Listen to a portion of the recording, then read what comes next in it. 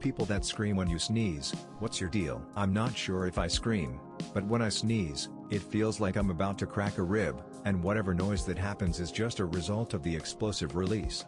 If it happens while driving, I just congratulate my passengers and the surrounding traffic for surviving my sneeze. Trust me, I don't do it on purpose. I try to stifle it, but a lot of times my attempts at doing so instead cause a much harsher and louder sneeze, and them shits hurt. I don't scream sneeze. I trained myself to sneeze quietly when I was walking home one day and could hear my mum sneeze. I was in an alleyway in the next street over. She thinks my quiet sneezes are hilarious, and can still be heard from streets away. But have you ever heard a baby sneeze? They all sneeze quietly the same, so all you scream sneezers learned it somewhere.